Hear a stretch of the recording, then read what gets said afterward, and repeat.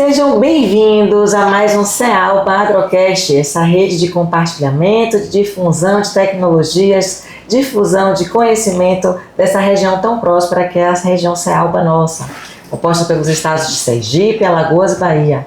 Hoje eu tenho uma imensa satisfação de estar trazendo aqui, para a gente estar na pauta, o pessoal da Mibasa. Essa empresa que eu muito admiro. Tem aqui duas personalidades que vão estar falando sobre uma conjuntura de parceria de trabalho. O que é isso?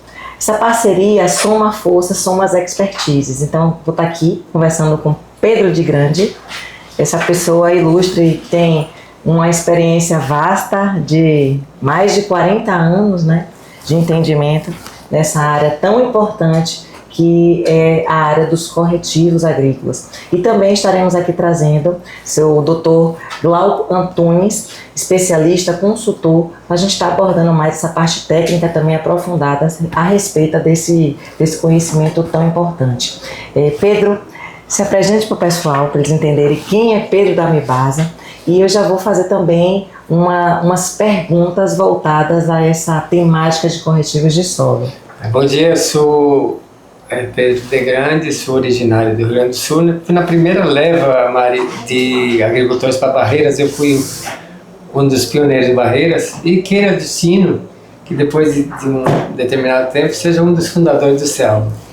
Isso é gratificante, mas gratificante é encontrar uma pessoa que nem o nosso amigo Wagner. São pessoas muito carinhosas e a gente tem uma admiração. Aí a gente tem já uma história com a Mibasa, já vou fazer 4 décadas, tá? Aí não estou lá porque sou bonito, porque sou do Sul. A gente dá resultados, né? E dentro do resultado, nós estamos aqui no feriado, mas no feriado, né? Todo mundo descansando na praia, a gente está aqui trabalhando, isso é muito bom. A gente acreditando, né? Que dá para fazer a diferença, que dá para compartilhar. Como disse lá o palestrante lá no hotel, acho que tem que fazer as coisas acontecerem. Se você ficar esperando cair do céu, já caiu uma vez, segundo a Bíblia. Mas o que a gente vê hoje é cair ciclones, né, tempestade, avião e meteorito. Do céu, se você não for à luta, Mari, pode esquecer que não cai não. Pedro, contextualiza um pouquinho esse universo tão vasto dentre os corretivos de solo e a atuação da Mibasa em Alagoas, proporcionando, né, essa matéria-prima que é tão importante para a gente, enquanto produtor rural, tá fazendo o nosso trabalho com coerência e sustentabilidade.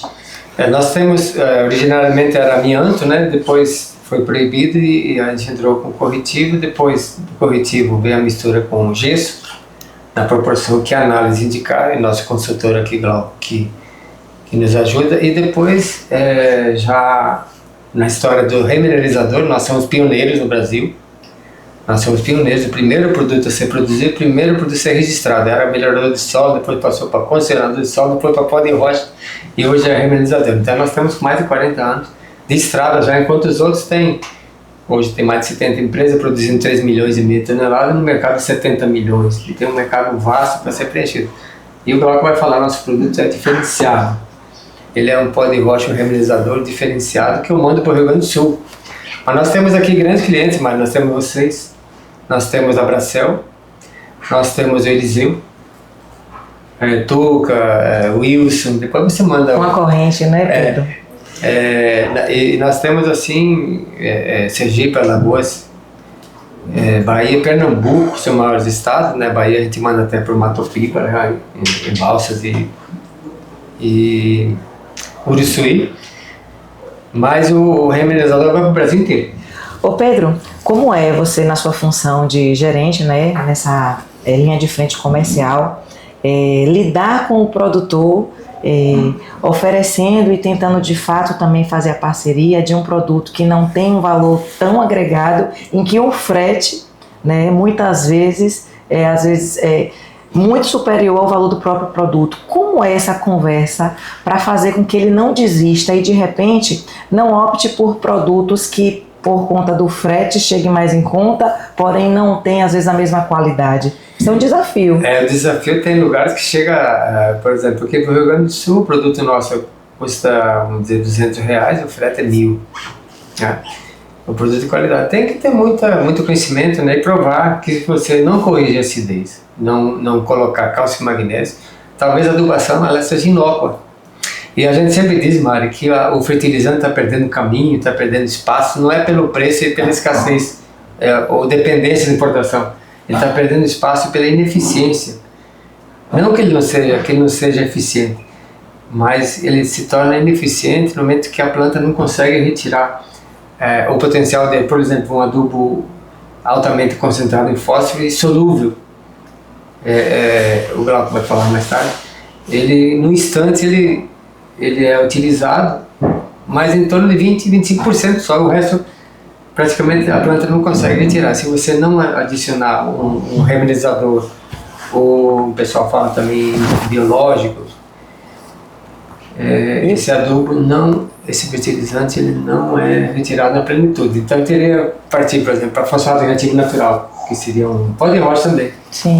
Mas que é mais eficiente e a liberação não é tão rápida, mais gradativa. Então esse contato com o produtor, essa construção, né, de acreditar é baseado nessa confiança de mostrar e demonstrar que o produto tem efeito e também baseado, que é por isso que a gente vai estar dando seguimento nesse segundo momento com o Dr. Glauco, essa responsabilidade. Vocês, enquanto Mibasa, têm um consultor, uma empresa de consultoria que direciona o melhor para cada ambiente produtivo. E eu preciso parabenizar de fato a empresa, que não é só pensar numa venda, seja no produto que for, seja o calcário, calcítico, dolomítico, seja o pó de rocha, seja o que for, é para entender a realidade de cada um, baseado em conhecimento aplicado, para que aquele ambiente se torne sustentável. Eu dizia na entrevista com a nossa simpática da Band, que as empresas são pessoas, Mari. Não vou dizer que todas as empresas têm que ter uma pessoa expansiva, uma pessoa aberta. É o trabalho que nós fizemos assim. Mas as empresas são pessoas. Às vezes você vê uma empresa tipo... Até citei a menina, eu chamo ela daquela ministra, Margarete Menezes, ela gosta. Mas a Band para mim é você, eu não conheço outras pessoas. Né? Eu disse isso para ela, como a empresa, a Mibasa tem excelentes funcionários, tem uma diretoria ativa e participante. Além de colocar a gente na feira, eles participam também, os donos. Sim, eu tive o privilégio de conhecer. Isso. Mas a gente vai conotando aquela identidade. Pedro da Mibasa. Sim, não tem como muita fugir, gente né? que me diz, Mari, eu estou comprando a você, não estou comprando a Mibasa, não. Você bota em sua moda, né? Assim. Muito tempo. Graças a Deus, que Deus abençoe.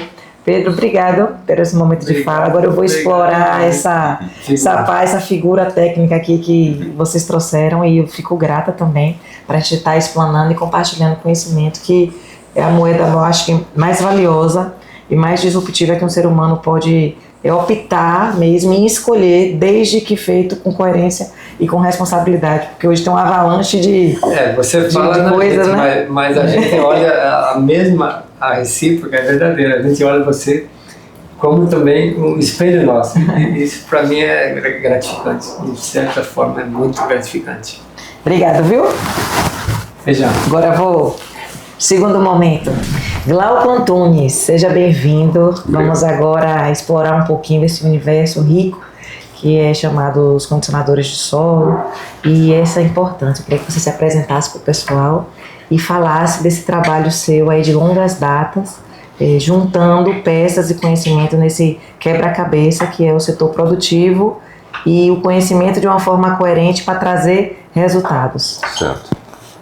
Bem, eu sou Glauco Antunes, né? Eu sou formado na UNB em Brasília, formado em 84, e a gente tem uma longa caminhada aí ligada principalmente a fertilizantes, tá? Eu trabalhei em torno de 35 anos numa empresa que hoje é do Grupo Fertipar e desenvolvendo fórmulas fertilizantes, buscando economia normalmente para o produtor, né? E eficiência também com relação ao uso desses fertilizantes. Porém, existe algo que se antecipa ao uso do fertilizante, que é a necessidade de criar condições no solo para que o fertilizante tenha maior eficiência e a planta consiga buscar ele com melhor facilidade, né? Tá certo? O que seria isso? Seria a utilização de corretivos de solo, tá? a gente tem que verificar a situação do solo sempre com relação à presença de alumínio, que é o principal fator, tá? E a presença também do hidrogênio, né, que é o que traz a acidez do solo, tá? A questão da acidez do solo, na verdade, é como se fosse uma febre. Ela indica que há algum problema no solo com relação a alguns componentes que não são benéficos para as plantas, tá? O que seria? Seria o alumínio, o hidrogênio, né? E principalmente o alumínio, que ele é tóxico para o desenvolvimento de raízes. Como o calcário ele tem a capacidade de combater o alumínio e trazer também uma condição melhor em termos de pH, a gente obrigatoriamente tem que usar ele antes da fertilização e tem que usar ele de modo a funcionar durante pelo menos 30 dias antes da adubação, sob regime de umidade. Se não houver umidade, não vai funcionar também. Ô Glauco, nesse contexto, você pode abordar um pouquinho sobre os diferentes tipos, né, dos corretivos de solo e o raciocínio de que existe realmente, principalmente em lavouras curtas, igual a milho, igual a soja, o momento do pré-plantio, mas também existe o raciocínio da manutenção daquela área de uma forma sustentável, que teremos outros plantios. Então são coisas diferentes, que a gente tem tipos de corretivos diferentes e tem um raciocínio técnico envolvido nisso tudo. Ok. Na verdade, basicamente existem dois tipos de calcário utilizados na região, tá? Um deles é rico em cálcio e magnésio e tem o outro que é chamado de calcítico, tem apenas o cálcio, tá? Porém, a gente tem que considerar o seguinte: quanto maior a diversidade de elementos no solo, melhor para as plantas e para a microbiologia também. Por que eu falo, por exemplo, cálcio e magnésio? Tá? Porque o cálcio ele não é um elemento que se movimenta na planta. A planta, para desenvolver raiz, que é a verdadeira boca dela, ela tem que ir encontrando cálcio no solo. Se não tiver cálcio no caminho do desenvolvimento radicular, ela não vai desenvolver raiz, tá? A gente precisa também do magnésio para que ele exerça as funções, e dentre elas, a mais importante é a presença dela na clorofila, tá no centro da molécula de clorofila, que é o fundamental para a produção de açúcar, absorção da energia solar, tá? Então, por exemplo, a gente tem que sempre trabalhar com cálcio combinado a magnésio. Existem algumas condições muito especiais onde a gente tem o magnésio em alto nível, e aí há a possibilidade de se trabalhar até com calcário calcítico. Não é o que eu observo na região, tá certo? Então a gente tem que pensar nisso, produção de raiz, que é o que funciona com relação a corretivos, tá? Entendi, perfeito. E em relação a essa especificidade individual de cada propriedade rural, o que antigamente era praticado? 1 quilo de calcário ano, 1 tonelada, né? 1 tonelada ano por hectare. Isso era uma receita de bolo. Foi se vendo que não era o suficiente. Então, como fazer com que exista realmente uma coerência de quantidade para ter um aproveitamento, né? E tá tendo essa promoção de conjunto para que essa planta tenha um ambiente ali necessário para que esses fertilizantes venham a se desempenhar, né, para ela um papel fundamental aí na produção e produtividade. Como fazer, como foi essa girada de chave? Eu sei que o oeste da Bahia, né, essa região que eu tanto admiro, eles realmente foram pioneiros e disruptivos em abrir a área com 5, 6, 7, 15 toneladas e provar que era necessário se fazer isso. Uhum. Existiam condições iniciais do solo, tá, em que a gente precisava atuar sobre ela para criar condições de melhor desenvolvimento radicular das plantas, tá certo?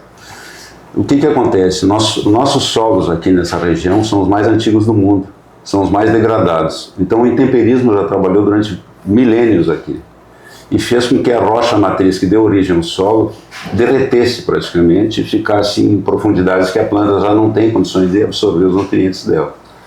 E esses solos foram lavados, foram praticamente queimados pelo intemperismo, tá?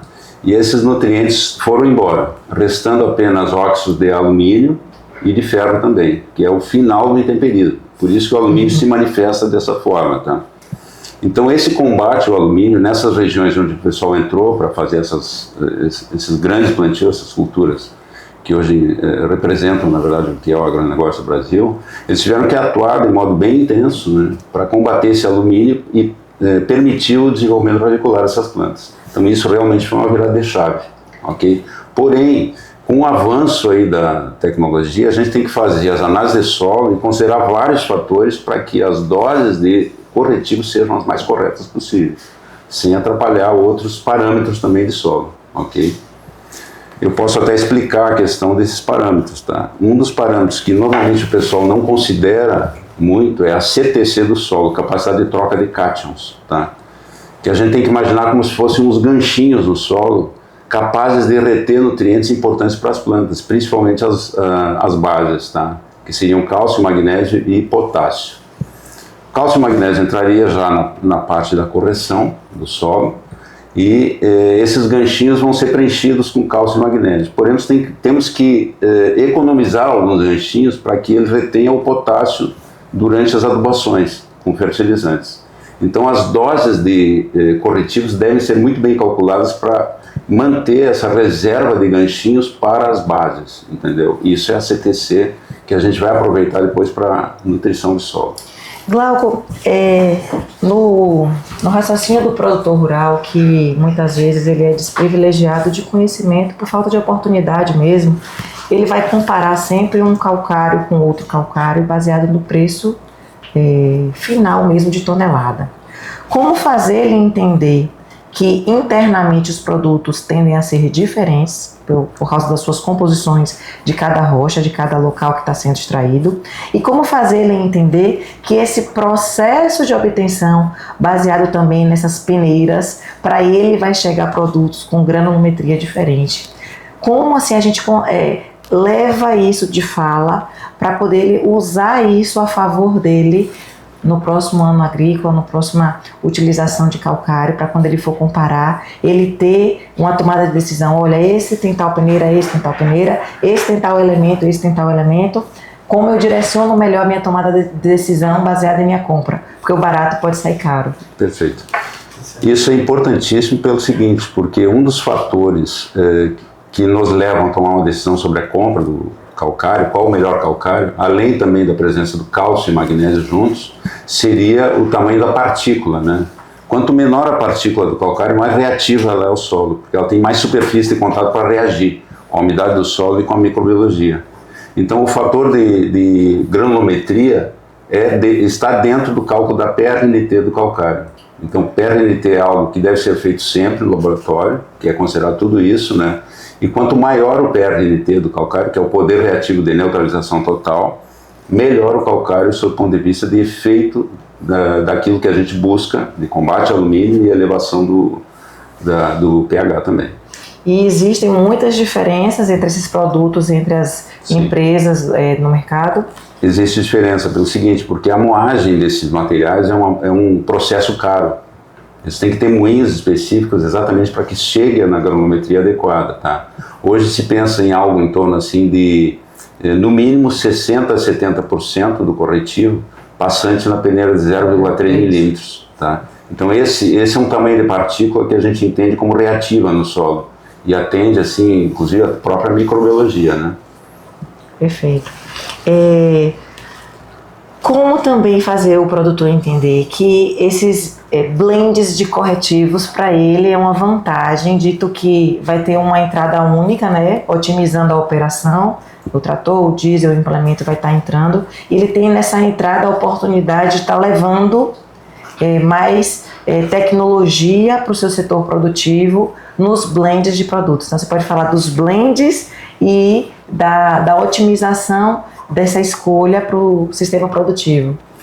Com o avançar da pesquisa com relação ao desenvolvimento radicular, tá, a gente observou o seguinte, que se a gente tem um teor de alumínio que não é adequado na primeira camada, que seria de 0 a 20, muito provavelmente na segunda camada a situação vai estar pior com relação ao alumínio. E para isso, o que a gente fez? A gente está trabalhando a incorporação do gesso agrícola, tá, no calcário, o que a gente chama de calcário mix. Esses percentuais de gesso agrícola na mistura podem ser determinados em função do resultado da análise. tá? A gente, inclusive, oferece esse tipo de trabalho e faz com que haja um aprofundamento do combate ao alumínio. Então, por exemplo, nessas culturas como a própria, os citros, né, onde a gente precisa de um aprofundamento radicular, é super importante trabalhar com gesso agrícola, principalmente quando a gente observa que após a primeira camada, que seria a segunda camada de 20 a 40, e o citro aprofunda até mais, né, a gente precisaria entrar com esse corretivo composto com o gesso agrícola para buscar esse aprofundamento. O gesso agrícola combinado ao calcário dolomítico, ele vai ter no final os 3 macronutrientes secundários, cálcio, magnésio e enxofre, e vai permitir o aprofundamento desses nutrientes também, o que é importantíssimo para o aprofundamento radicular, porque é onde vai ter a umidade necessária para atravessar, né, períodos de estiagem, entendeu? E o produtor está ali otimizando, né? Ele colocaria o calcário primeiro, depois o gesso primeiro, o calcário depois, em 2 operações distintas. Isso. E ele tem a oportunidade num produto estar fazendo de uma vez, né? Faz uma operação apenas com percentuais calculados de cálcio e magnésio também. Isso é possível fazer, tá? Com o avanço da tecnologia, e é um trabalho que eu particularmente trabalho desde 97 com esse material, que seria a incorporação já dos remineralizadores ao material, tá? Em 97 eu trabalhava com fertilizantes, numa empresa que hoje é do Grupo Festpar, e eu comecei a conspirar contra os fertilizantes convencionais, incorporando nesses fertilizantes remineralizador, o MB4, que foi criado na década de 80 pelo Solon Barroso Barreto, né? Entendeu? Então, em 97 eu comecei a fazer isso, a incorporação, e inclusive o efeito desse material foi tão positivo que na mesma época nós importamos também o fosfato natural reativo do norte da África, né? No caso da Tunísia. E eu não sei se vocês conhecem, mas a usina São Francisco, em São Paulo, Leontino Balbo, foi a primeira usina no mundo de produção de açúcar orgânico, inclusive. Na época, durante 2 anos, nós enviamos, através da Usifertil, na época, uma mistura de fosfato natural reativo com o MB4, durante 2 anos para a área de cana dele, né, que é orgânica, né, açúcar orgânico. E o resultado foi espetacular na época, né? Então isso me motivou, inclusive, a permanecer incorporando, no caso, o MB4 às fórmulas fertilizantes. Hoje, a gente consegue, depois de observar a análise de solo e considerando também os parâmetros dos solos aqui nas análises de solo, fazer a incorporação desse MB4, que é um remineralizador que é composto de 2 rochas, tá, aos corretivos. Então, o produtor ele tem a possibilidade de fazer uma recuperação do solo dele muito mais completa, misturando, por exemplo, o calcário mix, que seria o calcário dolomítico, o gesso agrícola e o remineralizador. Quando entra o remineralizador nessa mistura, nós temos um combate ainda mais eficiente ao alumínio, porque o silício do remineralizador, que está em grande quantidade, ele vai combater o alumínio, ele vai se ligar ao alumínio e vai criar uma espécie mineral chamada alofana. Essa alofana é extremamente estável. Isso faz com que haja menor necessidade de fazer correções durante mais tempo, entendeu? Então, a gente tem 3 combates ao alumínio nesse material. Perfeito. Glauco, você poderia falar um pouquinho sobre o tempo necessário para haver essas reações, né, para que o corretivo ele tenha a sua plenitude, né, de estar oferecendo um ambiente diferente para os fertilizantes atuarem, e como o produtor rural pode também agir estrategicamente, visto que tem anos que realmente há abundâncias financeiras baseadas nas devolutivas produtivas, e tem anos também que de repente não há. Então, o que é muito comum, às vezes o produtor fazer ano sim, ano não, ano sim, ano não, e às vezes também faz todo ano, só que subdose. Então, eu queria que você discorresse sobre tempo de reação dos corretivos e essas estratégias de utilização para o produtor que quer tomar uma decisão e quer estar seguindo um direcionamento mais correto. Uhum.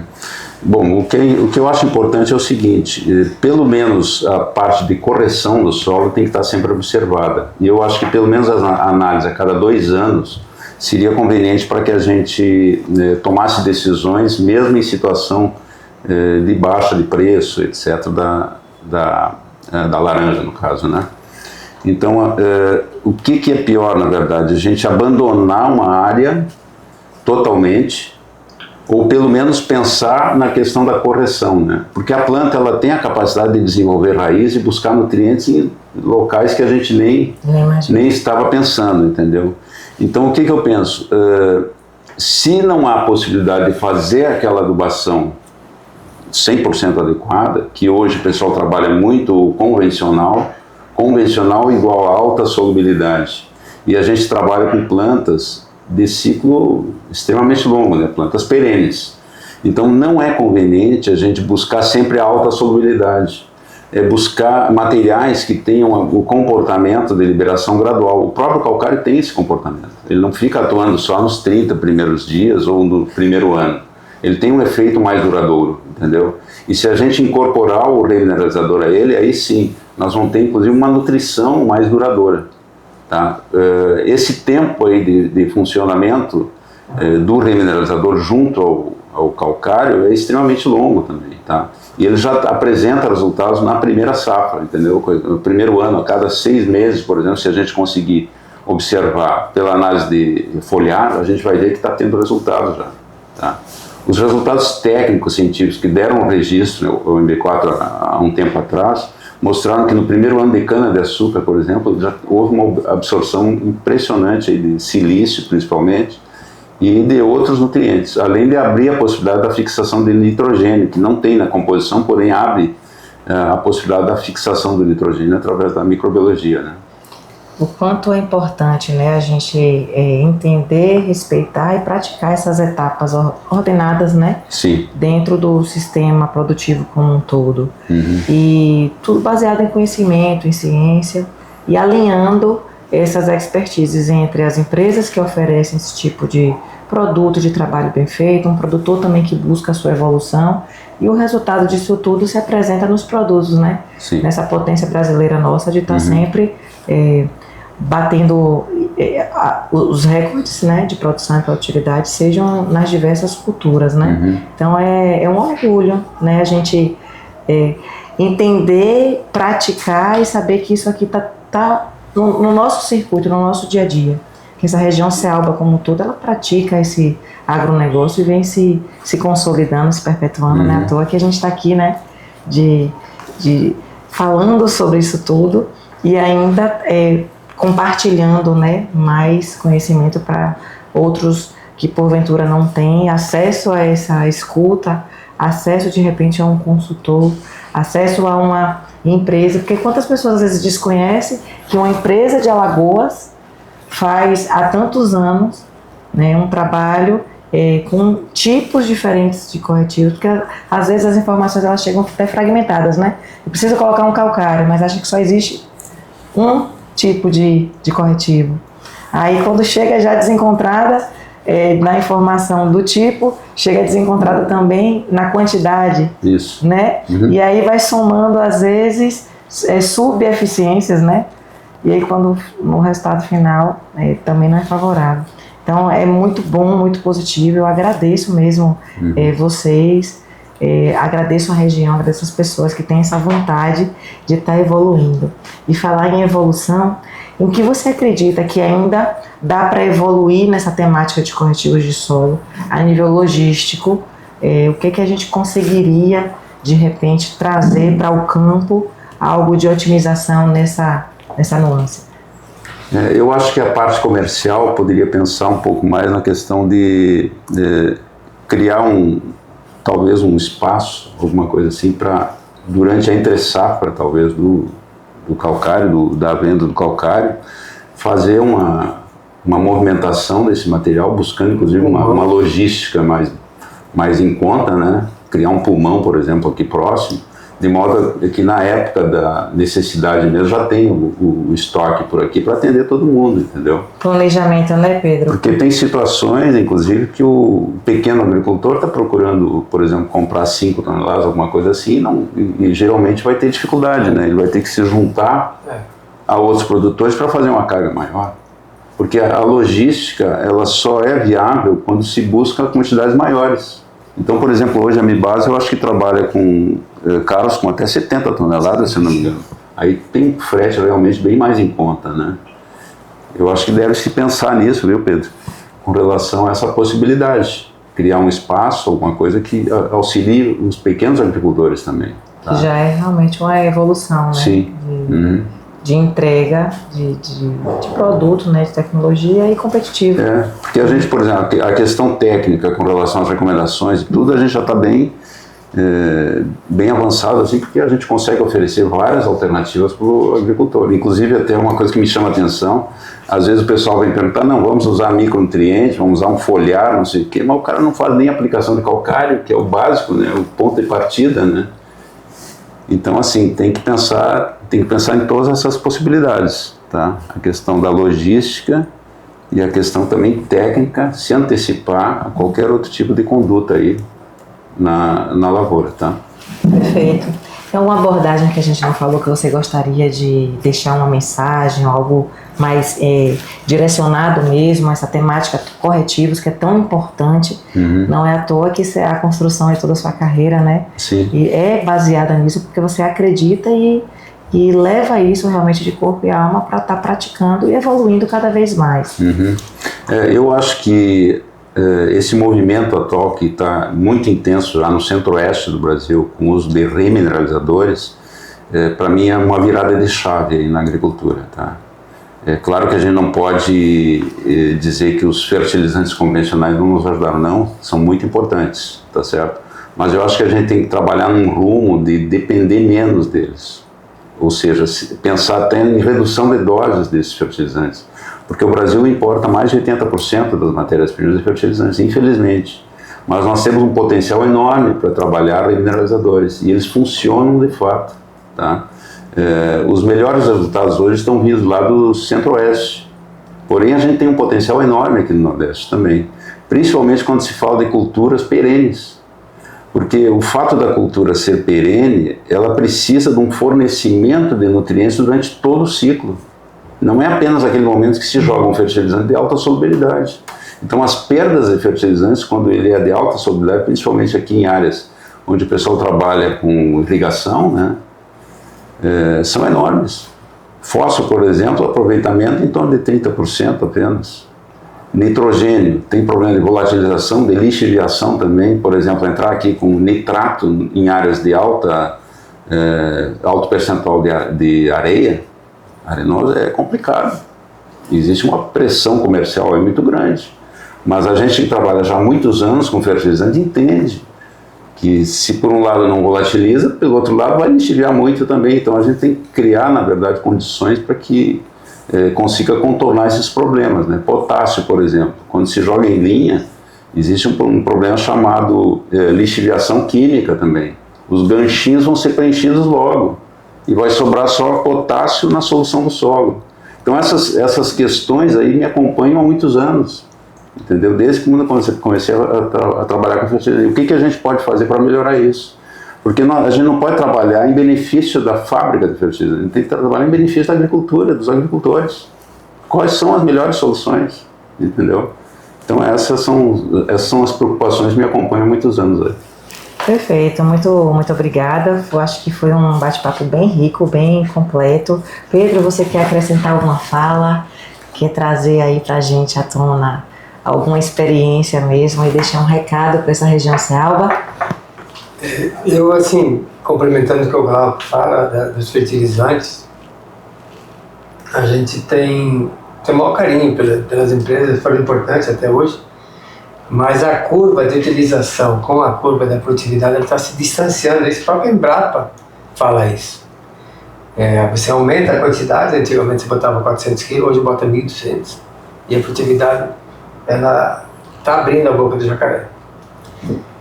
E se você não utilizar práticas, melhorar perfil, criar atividade biológica, segundo as palestras que o Glauco dá no país todo, bactérias são há 4 bilhões e meio de anos, nós começamos agora, nosso relógio biológico deu start agora. Entendeu? Tem só uma pequena vantagem, né? Aí você bota fogo, você bota fogo, bota herbicida, inseticida, fungicida, um monte de sida, e a bactéria vai embora para a mata. Então, se você não fizer uma captura, ele pode até transmitir essa tecnologia, captura na mata, a mata nessa fazenda nova que você tem lá, tem mata pra caramba.